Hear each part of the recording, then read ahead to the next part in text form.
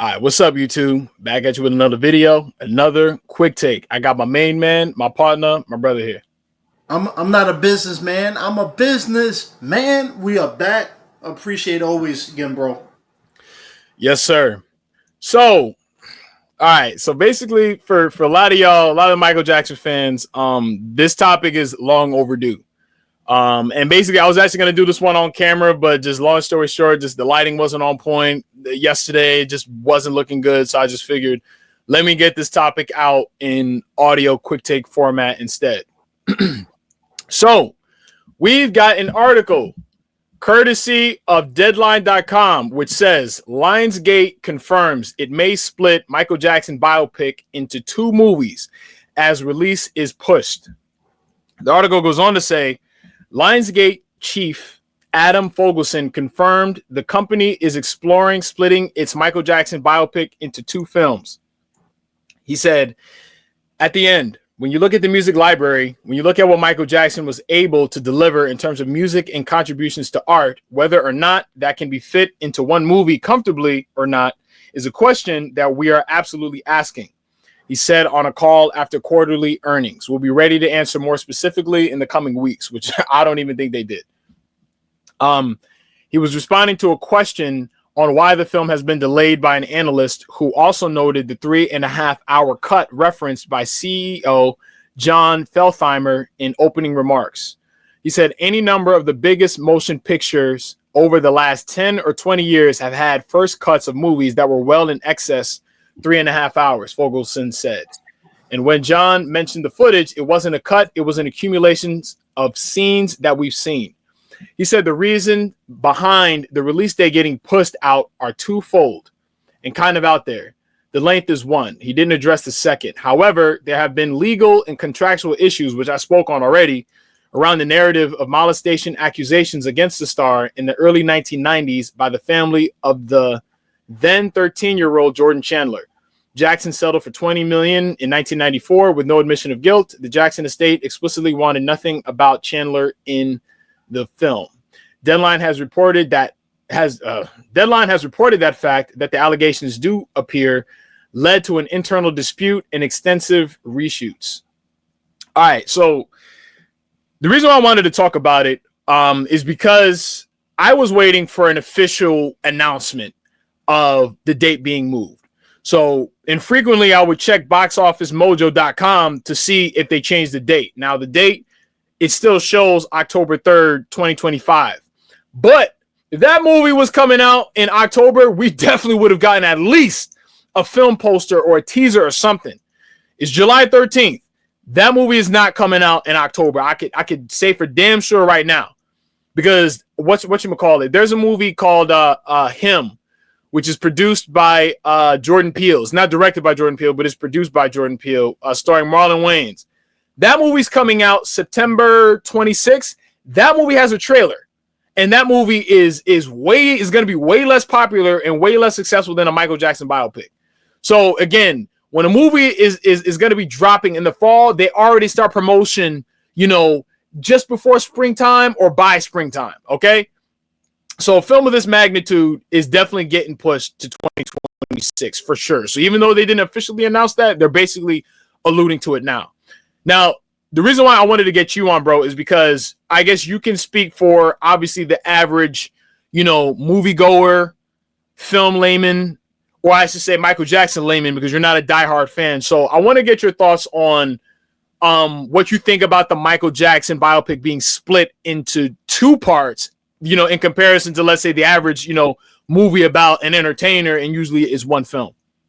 Yeah, when it comes to this, Michael Jackson. I mean, the effects of this man, even over a decade since his passing, like there's no artist like him. Like you can't do one movie. For me personally, one movie can't capture his greatness. Like you can literally do a whole movie just based off Thriller and Billie Jean. So I think with Michael, there's so many moving parts. One, I think the strike, pushed back a lot of things. A lot of the industry is still suffering from the strike. Push a lot of deadlines and stuff out the way. Two, I also think there's a lot of people involved behind the scenes that are trying to get their hands on this. So the average film, you have the studios, you have the directors, the cast, and all that. But just exclusively when it comes to releases, you got the studios and executives, distributors. I think with a film with Michael, I think the problem is I'm hearing a lot of stuff with the estate and his daughters, which I don't know if it's tied to the movie, but I do know that there's a lot of people who want to stand the profit from this type of project. So you not only have the studio, but you have people who are financing it. Then you have the family who wants to have input on the movie. There's so many moving parts to it that I think you really can't satisfy anyone, but they're probably just trying to come up with a solution for everybody. So I think with him, with this movie, I think it's twofold. I think it's that. I think it's a lot of behind the scenes stuff that we don't know and are privy to that's happening. But I also think too, I often said this, it's not related to Michael, but I often think, when it comes to superhero movies, Marvel and to a certain extent DC, their movies tend to dominate, the headlines for a while. So I think now with, you have Superman out, Fantastic Four coming out soon, and you just had the Thunderbolts come out. There's a lot of movies coming out that's dominating the headlines. And I think Michael can't compete with that. But I think coupled with the behind the scenes issues and trying to compete with Marvel right now, they're probably holding off. So I think with this film, I do think two parts is fine because I think you need to do one, for his history and then do one with the pop star, the biggest icon of all time. Because I may not be the biggest Michael fan. I mean, I am a Michael fan. I'm not a fan like you, but I think that with a legacy and the status of him, you need two movies to kind of give people up to speed because there's a lot of people our generation and younger who know of Michael but don't know his history. So everybody knows about the Jackson 5, but we don't know how he became Michael, like the icon Michael, Super Bowl Michael. So I think two movies does him justice. But like I said, I just think that there's so many people behind the scenes trying to stand to try to gain profit and notoriety from this movie that is causing a lot of issues. All right. So my thoughts on this topic has went through a few filters since May. Okay. Because initially I thought it was a horrible idea for a few reasons. And then obviously there was no guarantee of it actually being pushed to 2026. So I didn't really want to say anything and speak preemptively. But I do think financially in terms of the box office, I do think that the studio can get a bang for their buck. And the reason why I say that is because the reported budget for the Michael Jackson biopic is $155 million, which is basically Marvel numbers. All right.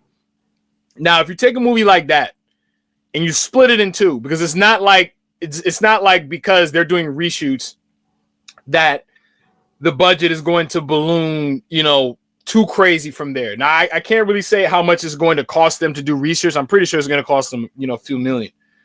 But essentially, I think that it's going to be easier for them to make a profit off of it. So I'm looking at the situation purely from a financial standpoint with my first point. Because if you do a movie for $155 million, that movie has to make basically, how should I say, like 315 million, 350 million to break even.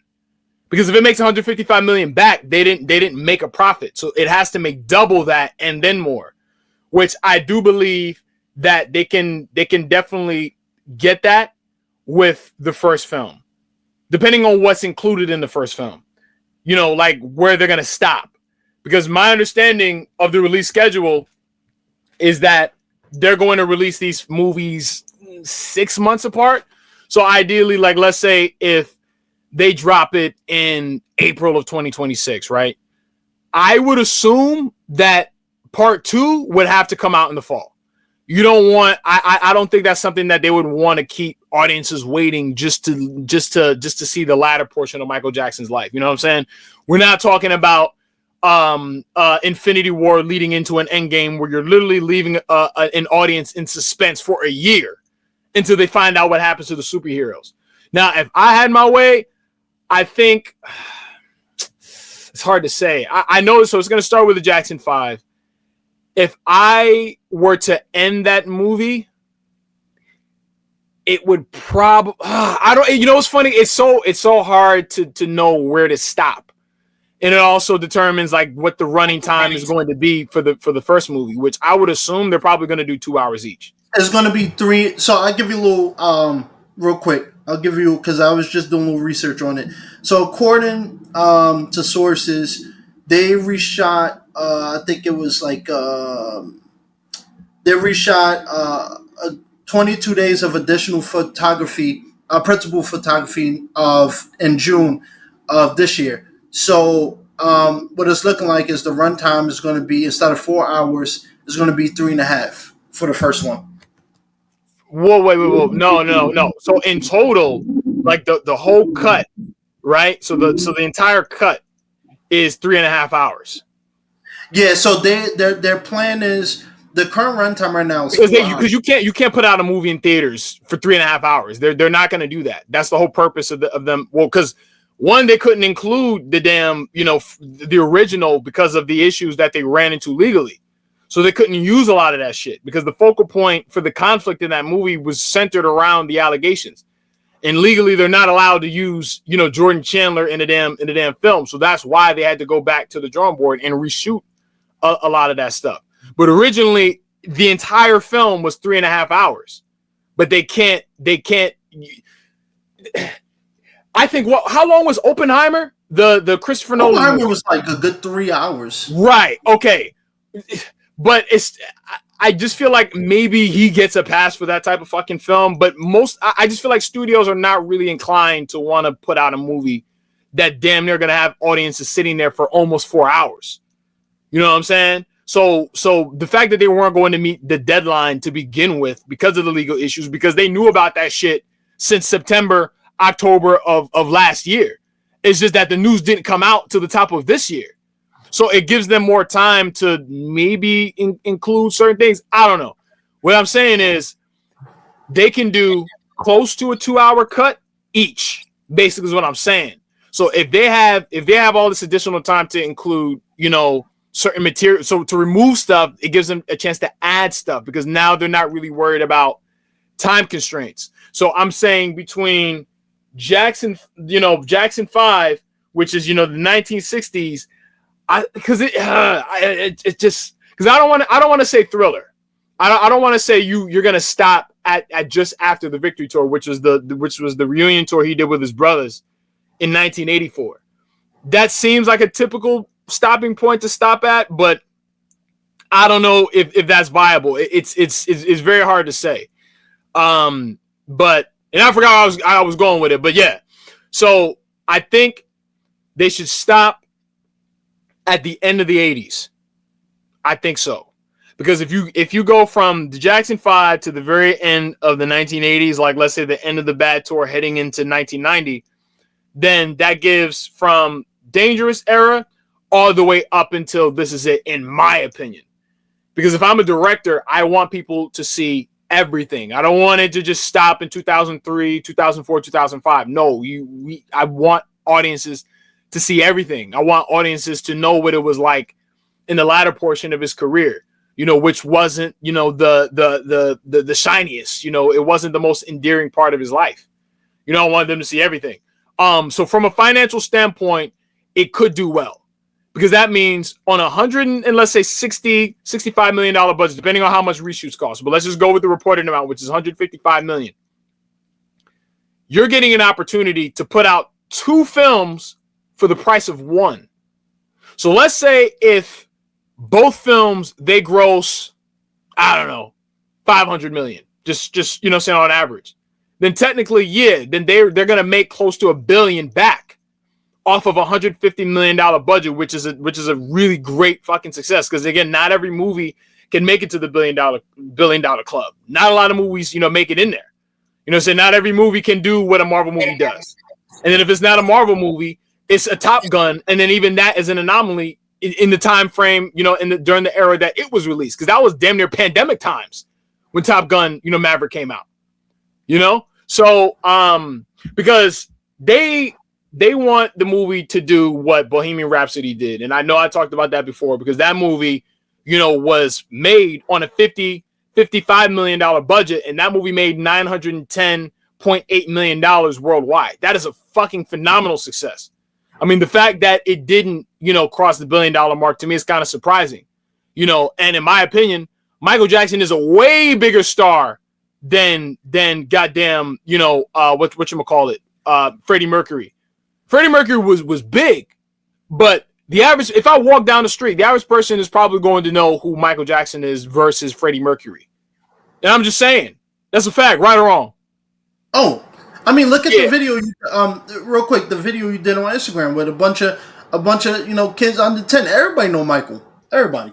Right, that's what I'm saying. So, if done right, which I believe they have no choice but to do it right, because you had 55 million reasons to get it right. So, if the promotion is done right, the marketing is done the way that it's supposed to be done, and it creates that Michael Jackson hysteria, mania that kind of took over everything back in the 80s, it's going to put butts in the seats for sure. Now, I don't know if it's viable that both films are going to do that much. I'd be shocked if both films were to do Bohemian Rhapsody numbers, because ideally, I think that might also be the rationale for the guys in suits. You know what I'm saying? Because again, all of these guys, they really care about is the box office revenues worldwide, domestic and international. Because the movie's going to do well in America. Domestically, I already know that off a rip. It's going to do well over here. But internationally, like I just had someone, I don't know if he's a subscriber, but some guy from Taiwan just commented on one of my videos, and I was talking about the biopic. And then he was saying like, yo, I hope the movie's going to be released in Taiwan. So Michael Jackson had fans in the world. So even if the film doesn't overperform domestically, you can bet for damn sure that film's going to perform, internationally. Because I don't know where Bohemian Rhapsody, both, abroad and over here. But if that movie produced by the same Graham King guy can do that, Michael Jackson can do just the same. And I believe they know what they're doing. So that's my opinion financially, box office wise. I think the film has a potential to make $1 billion between the two of them, which is a success. I believe that, and this is generally how it is. Like, I feel like a lot of people are probably going to go see the first one, which again is going to be the Motown 25, the Off the Wall, Thriller. That's what people want to see.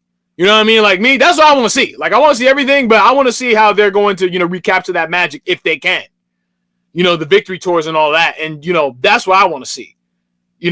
But I know the second portion is going to be, again, which is the controversy, and I don't know if that is going to do as well as part one. You know what I mean? So it's going to be Michael part one, Michael part two. Michael part one is going to be, the legendary moments. And then part two is going to be, dangerous. And then it's going to focus on the legalities and stuff. And again, how they're going to be able to tell that story without including, the fucking guilty culprits involved, is a different story. Because initially I thought that this whole entire thing was a fiasco and an oversight that was the Michael Jackson estate's fault. But I think now, having had, a few months to think about it, I'm like, yeah, this could actually work to their benefit. And even me creatively, if I'm a director, if I'm Antoine Fuqua, this actually works in my favor because it gives me more time. I could probably, take out some things and then include more things. Because, I don't think we've ever talked about this topic, between the two of us, but the objective is for people to walk away being as formed as possible about Michael Jackson's life and to be taken on that journey again, cinematically. And they're gonna, I do have a good feeling about it. The flip side of that, I think that, and this is what I said before, that I think the whole including Jordan Chandler in there, and they weren't supposed to do that. I feel like that was some bullshit. I think that wasn't supposed to happen. And I feel like that was the estate. There was basically no excuse for that to have been a thing. And like I said before, I said I hate that it had to be the Michael Jackson biopic for all of this shit to be happening, because typically you don't hear about these things happening for a movie. Usually they shoot the movie, post-production, they market the movie, they put the shit out. That's how it is. But it seems like with Michael Jackson's, it's like a whole bunch of, debacle rigmarole that to me is pretty much unnecessary. Had someone fucking done their job when certain paperwork came across the motherfucking desk. But I think for what it can do for Michael Jackson's legacy, long term, what I think it can do financially, cool. I think that BS will take a backseat to how it's going to perform commercially. So that's my initial thoughts on that. Yeah, I would say I'm intrigued to see how this goes because I think Michael, like you said, Michael's not the standard artist. He's not, Freddie Mercury. He's not a Jimi Hendrix. He's not a Drake. This dude's legacy has stand the test of time, and the fact that this man has been gone for over 10 years and he's still topping streaming when streaming wasn't even in existence when he was alive.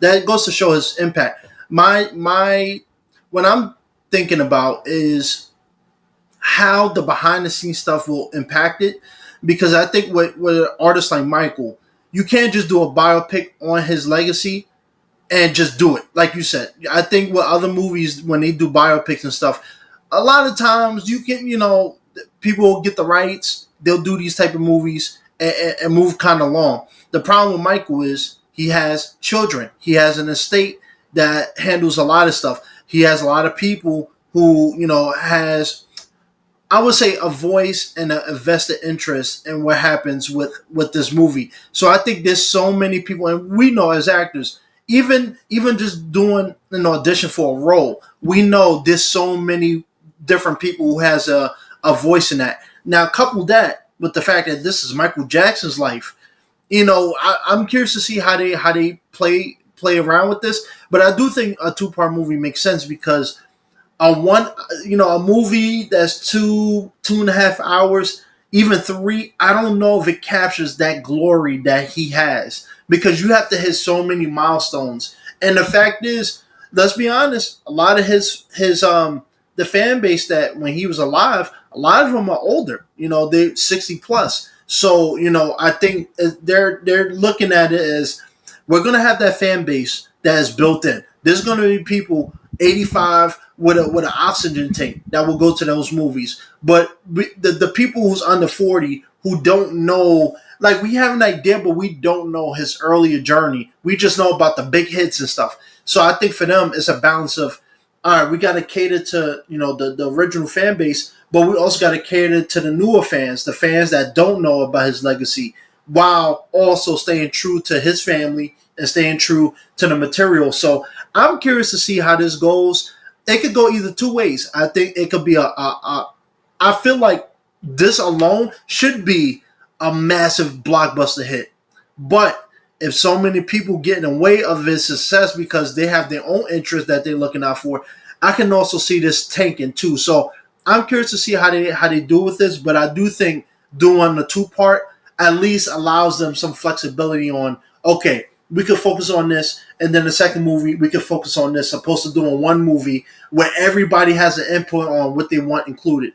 This is going to be a lot of anticipation and a lot of hopes and expectations with this because Michael is not your average, famous, icon. This dude is global superstar. Like nobody has come close to the level of impact he has. Very few can say they're in that league. So I think, this movie could go either two ways. I think it could be a blockbuster hit and it brings Michael Jackson back to the people in a way that he will want, or people will let their interests. And we often see this sometimes in these movies where, people want to, have their own opinions and ideas come through the movie opposed to the actual material. So I'm curious to see how this goes, but I have high hopes that they'll do it right with a two-part. Right. I also want to say, I do want this biopic to really emphasize the fact that Michael Jackson didn't get a happy ending. And I say that because I've had conversations with people a lot. I remember one conversation in particular where basically whoever, she was just trying to kind of cape for the Michael Jackson estate. And I'm like, hold on. First of all, the Michael Jackson estate is run by someone who Michael Jackson fired in 1990. And I think when we talked about the sale of, I think, half of Michael Jackson's catalog back to Sony, I mentioned that. The fact that this was something that Michael Jackson actually did not want to happen. He felt like a lot of people were after him because of that. So, in short, to see the executors of his estate basically acting, in the opposite of what his actual will was, to me is kind of wild. And I do think that, and again, this is really just on the flip side of it, that, this film will, I can say that it'll kind of light a fire underneath his legacy, but I do believe, and again, this is really just a side conversation, just the fact that I think that there's so much more that the estate could be doing in terms of Michael Jackson's legacy. Like, if I'm not mistaken, I think the Prince estate, they're going to put the Sign of the Times tour from, the late 80s in IMAX on Michael Jackson's birthday at the end of August. And one of my friends was saying, why aren't they doing something like that for Michael Jackson? See, why is there no new Michael Jackson content being released? Nothing. You know what I'm saying? And again, we're getting a biopic. Okay, fine, great. But it's like the success of this biopic is primarily going to benefit an estate full of executors that Michael Jackson didn't appoint he himself.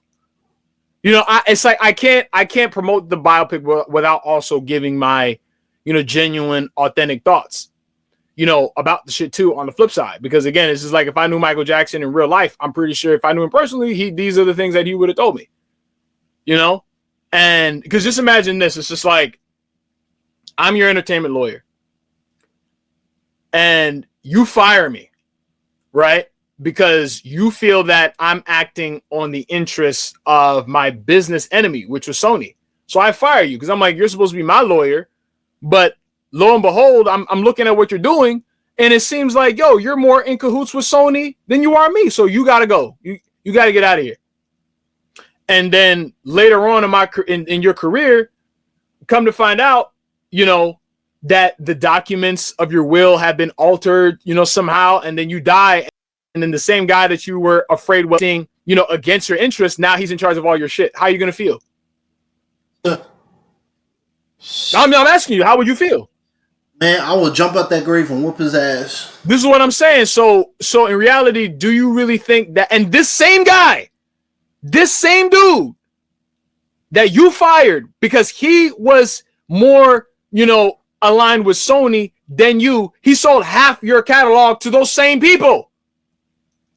Those same people.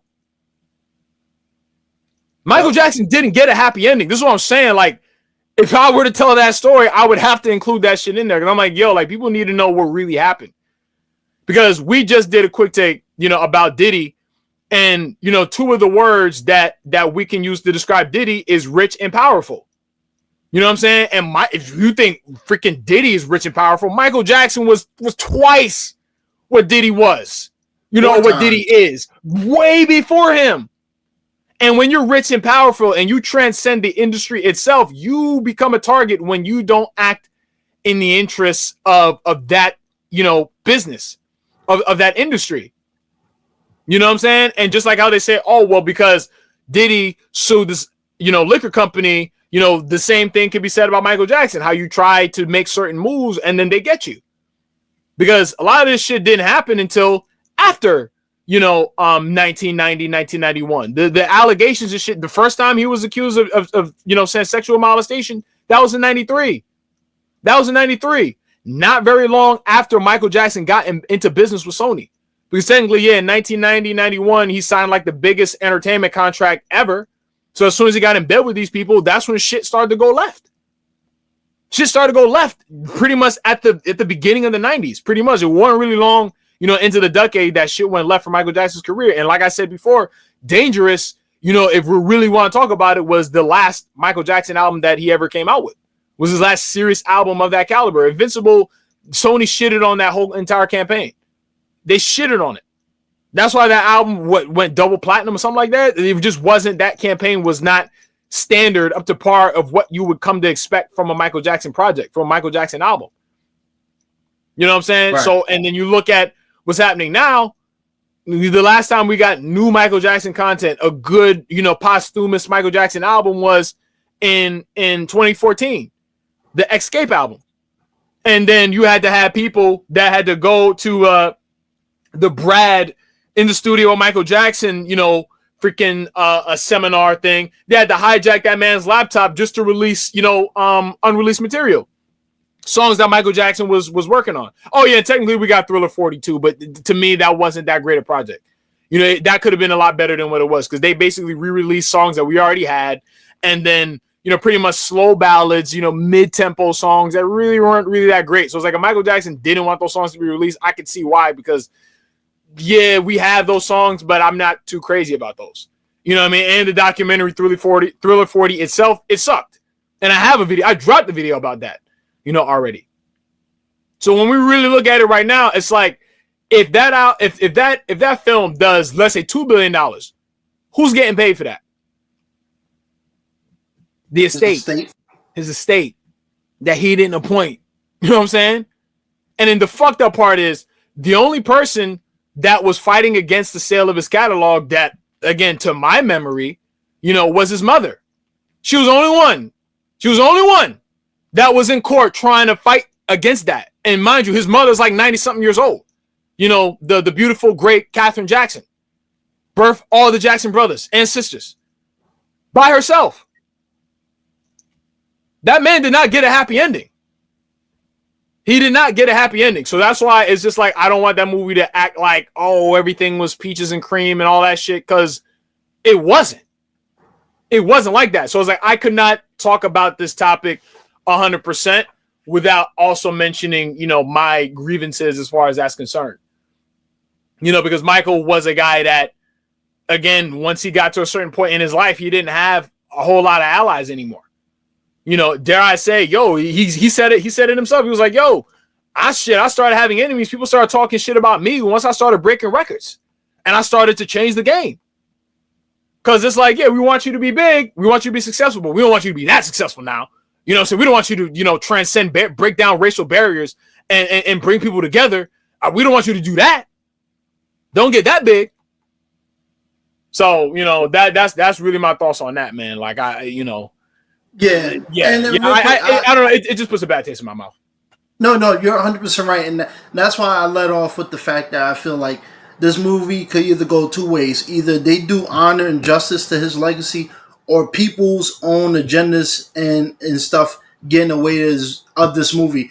And to touch on this real quick, that's why I mentioned his estate right now. His daughter is suing the estate because she's like, where's all this money going? Like, y'all paying out lawyers and all types of people that don't have no records, business records, or anything. Y'all just giving out millions of dollars here and there. I think this movie right here, I think it has the potential, just because it's Michael, to be great. But I don't know. I feel like so many, the actors, the lead actor, all the other actors are part of Nia Long, Luke. There's a lot of talented, established names in this. But I just hope that their work shines through enough that it can overcome these issues behind the scenes. But these studios and these people behind the scenes that have input on the direction of this movie, they can either come together and do something great, or I can also see that they might screw this up. And with someone like Michael, that's very easily possible. But I think at the end of the day, everybody, when it comes to this industry, cares about profit, cares about money. So even if they don't care for Michael, they care enough that they want profit, so they have more money in the bank account, which is horrible to say, but it's the truth. It's the entertainment industry. Nobody does this for fun. I mean, very few people do it for fun. At the end of the day, money is involved. So I do think if part one goes off without a hitch, and it actually does what you're talking about and what people want to see, I think part two, even if it don't make quite as much as the first one, I think it has the potential to do even better. But it just depends on how part one goes, because if they screw this up, I don't think they can recover. But that doesn't mean Michael Jackson's legacy is going to be even worse. It just means that this movie just they should have just never done it. But I have high hopes. I think Michael's name and legacy is just far too great that when people hear Thriller and all his classics, I think people can come together and skip behind it. Yeah, because I mean, and this is also something that I said too. I was like, yeah, if the film does bad, then you know what they're gonna do. If his legacy were to take a hit, then they're just gonna sell the other half of his catalog to Sony, and then just call it a wrap at that, and then just collect whatever money that they're gonna collect off of his music residuals and shit like that, whatever. And then that's gonna be it. And that's gonna be it after that. Because I feel like, yeah, Michael Jackson was like in a long-term chess match that he lost. You know what I'm saying? When you really think about it. Because if let's say I have a will, I fire your ass and then I'm gone and then you just come into power into my shit, I lost. I lost because you here, I'm not. And then if there's no one there to fight on behalf of my interests other than my mother, who shouldn't have to do it on her own, that's not, you know what I'm saying? That's because if Michael Jackson was alive right now, he'd be like, what they like if he came back. If this was like a Boondocks episode, like when Martin Luther King came back alive, and then he was hanging out with Huey, and Michael was like, Dimitri, what's going on? I was like, yo, Michael, like, you know, they sold half your catalog. He'd be like, excuse me, what happened? He'd be like, what? Because like, yo, I didn't work my whole career for them to go and give my catalog to those people. Because ownership is important. That's how you sustain legacies. That's how it works. If I create a dynasty within my life and I have a gold mine, the best thing I can do is make sure that my family owns that gold mine. I'm not going to sell it to somewhere else because my family might be good now for a couple of generations, but eventually, that's just going to dry up at some point, generations and generations down the line, because that was something that was supposed to be in-house, not by the enemy. And I mean that from Michael Jackson's perspective. But yeah, like I said, overall, I think the movie should be successful. But regardless, it's still going to be a critique of what the estate is doing. I feel like they could be doing a whole lot more. Michael Jackson should still, be a factor in the industry now. And what I mean by that is they should still be releasing projects. And I'm not saying like oversaturating the market, but I know that there's enough content, where you could create a great documentary. It shouldn't have stopped at Off the Wall and Thriller and Bad. You know what I'm saying? We should have gotten more than that. Wait a minute. Yeah, well, no, because we didn't even get a real thing on fucking Thriller. Because Thriller 40 to me was not real. That was not of the same caliber as what Spike Lee did for Off the Wall and Bad. So technically, Thriller 40 to me don't even count, in my opinion. There's so much that you could be doing. That's like the same thing with Michael Jordan. Like how they came out with The Last Dance for him. So I guess in essence, this is his last dance, but I still feel like, Michael Jordan's an athlete. Michael Jackson was an artist, screen and music. And there's so much more that they could be doing. Just like with Prince, there's shit that they do for Prince that they don't do for Michael Jackson, that they're not doing for Michael Jackson, which to me is ridiculous. Cause it's just like, how do you have like this gold mine of footage and you're just not doing anything? Like, I feel like, they should re-release. They should do like a re-release of Moonwalker in theaters. Right now, that's what they should. I'll go straight to the movies and go. I would see that shit multiple times. I have it here. I've had Moonwalker, for years. But they need to re-release that shit, in the meantime. So while we waiting for the fucking, the biopic, we should be getting, a Moonwalker re-release in theaters because that's what Michael Jackson wanted. You know what I mean? He didn't get it. If you don't know that movie, the movie with Smooth Criminal in there with Joe Pesci and all of that. Michael Jackson really wanted that movie to come out in theaters domestically. His manager couldn't secure a domestic release for Moonwalker. He can only do that shit abroad. That movie came out on home video, but he can only secure a theatrical release in foreign countries. Michael Jackson fired him after that. He's like, oh, so you can't you're done. You're fired. Bye. Frank DeLeo fired him because of that. So it's like, if I'm in charge of the estate, let's give Michael Jackson the theatrical release that he always wanted to get. But not only are we going to, re-release the original cut in 4K HD, you know what I'm saying? We're going to include other shit in there too. I don't know what they could include, but do something like that. So give us a version of the film that we haven't seen already. And there's plenty enough of fucking footage out there for them to create something. You know what I'm saying? For them to create something. And I just came up with that shit off the top. So if I was an employee of the estate, these are the ideas that I'd be doing. If I'm like a creative consultant, I know exactly what to do. A victory tour, because this is the other thing too. Michael Jackson's Victory Tour with his brothers, that was like the biggest tour, highest grossing tour of all time back then. Back then in 1984. Huge. Michael Jackson had a whole, film crew that whole time. And then if you saw the footage that they showed a little bit in Thriller 40, you'd be like, yo, why did they not do something with that, now? You don't think people, and I'm not saying it would do hundreds of millions of fucking dollars in the box office, but you don't think people would come out to go see, a Victory Tour in the theaters, in IMAX, in 4DX at Regal? People will go out and see that shit. Especially people who saw that in the 80s, people who lived that, they get to re-experience that again and see it at different angles that we never got to see before. It's like easy layups that they're just not choosing to score because, again, his estate and his legacy is in the hands of people that, in my opinion, don't really give a damn. Because all y'all do is you just get to sit there and collect. Because I'm like, all right, yeah, we're getting the biopic, but what y'all gonna do after that? How is his legacy gonna continue and go on? I mean, yeah, we got the Broadway play. Yeah, that's cool. But I just think there's more that they could be doing.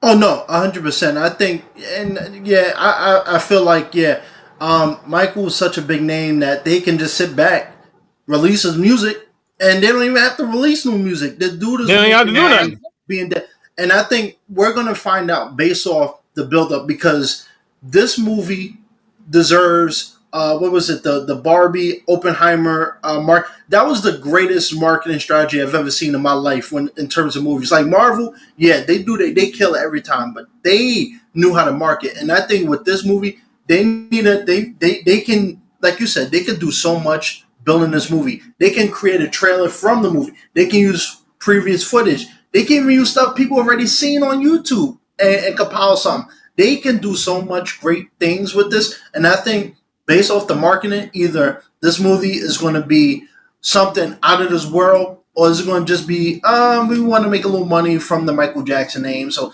let's just put this out there and hope that people come to the theaters. So, but like you said, I'm going to put in energy. I'm big on energy, so I'm going to put in the atmosphere.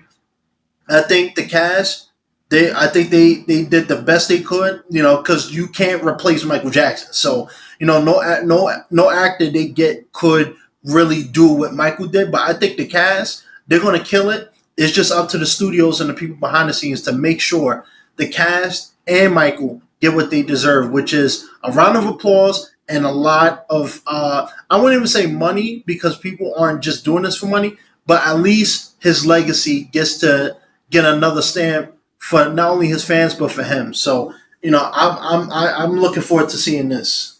Yeah. And on that note, so sorry for y'all. Yo, there's a fucking echo, bro. Is that echo still? Nah. Okay. But anyway, so sorry for the delay on this topic. I finally got it out there. I'll do my best to stay on further news updates as far as the biopic is concerned. I hope we made it to the end of this video. Please be sure as always to like, comment, subscribe, and I'll see y'all on the next one. Peace. Get them tickets, and if you don't, you could just beat it. Ha!